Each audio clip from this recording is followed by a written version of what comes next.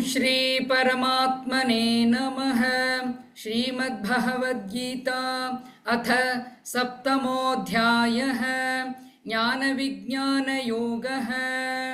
श्रीभगवानुवाच मय्यासक्तमनाः पार्थ योगैयुञ्जन्मदाश्रयः असंशयं समग्रं मां यथा ज्ञास्यसि तच्छृणु।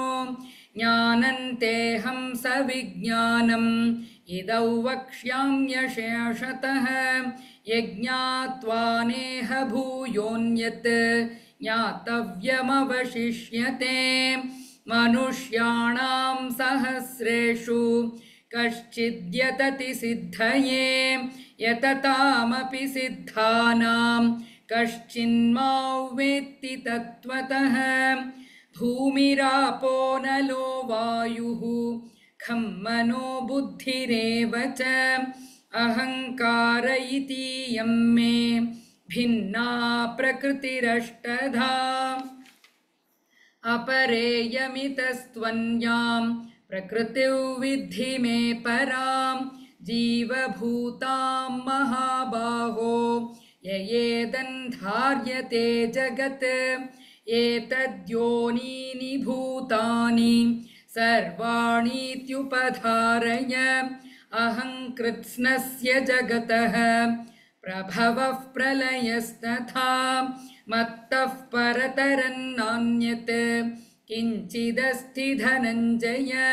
मयि सर्वमिदं प्रोतं सूत्रे मणिगणा इव रसोऽहमप्सु कौन्तेय प्रभास्मि शशिसूर्ययोः। प्रणवः सर्ववेदेषु शब्दः खे पौरुषं नृषु पुण्यो गन्धः पृथिव्याञ्च तेजश्चास्मि विभावसौ। जीवनं सर्वभूतेषु तपश्चास्मि तपस्विषु बीजं मां सर्वभूतानां विद्धि पार्थ सनातनम्। बुद्धिर्बुद्धिमतामस्मि तेजस्तेजस्विनामहम्। बलं बलवताञ्चाहं कामरागविवर्जितं धर्माविरुद्धो भूतेषु कामोऽस्मि भरतर्षभ।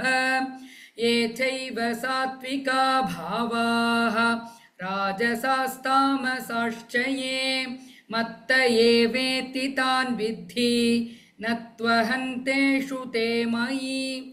त्रिभिर्गुणमयैर्भावैः येभिः सर्वमिदं जगत् मोहितन्नाभिजानाति मामेभ्यः परमव्ययम्। दैवी ह्येषा गुणमयी मम माया दुरत्यया मामेव ये प्रपद्यन्ते मायामेतान् तरन्ति ते।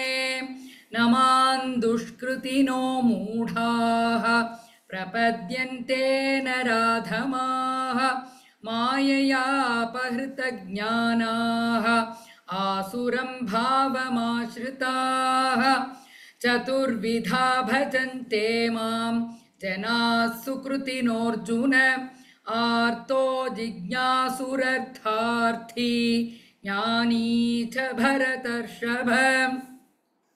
तेषां ज्ञानी नित्ययुक्तः एकभक्तिर्विशिष्यते प्रियो हि ज्ञानिनोत्यर्थम् अहं स च मम प्रियः।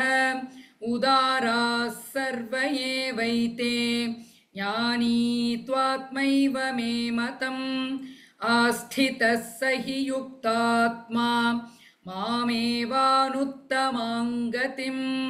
बहूनां जन्मनामन्ते ज्ञानवान् मां प्रपद्यते वासुदेवः सर्वमिति समहात्मा सुदुर्लभः।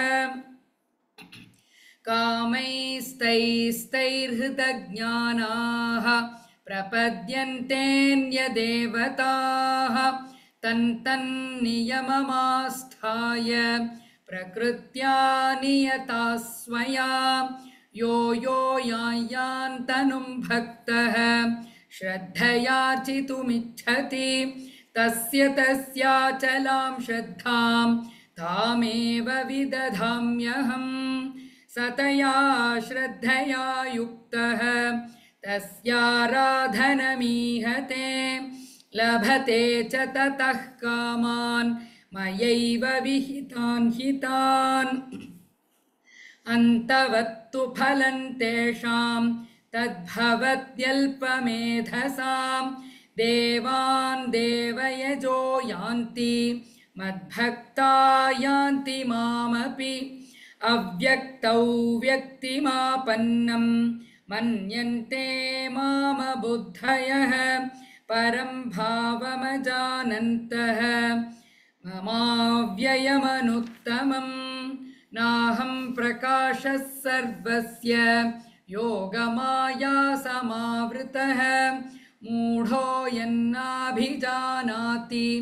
लोको मामजमव्ययम् वेदाहं समतीतानि वर्तमानानि चार्जुन भविष्यानि च भूतानि मान्तु वेद न कश्चन इच्छाद्वेषः समुत्थेन द्वन्द्वमोहेन भारत सर्वभूतानि सम्मोहं सर्गे यान्ति परन्तप येषां त्वन्तगतं पापं जनानां पुण्यकर्मणां ते द्वन्द्वमोहनिर्मुक्ताः भजन्ते मां दृढव्रताः जरामरणमोक्षाय मामाश्रित्य यतन्ति ये ते ब्रह्म तद्विदुः कृत्स्नम् अध्यात्मं कर्म चाखिलम्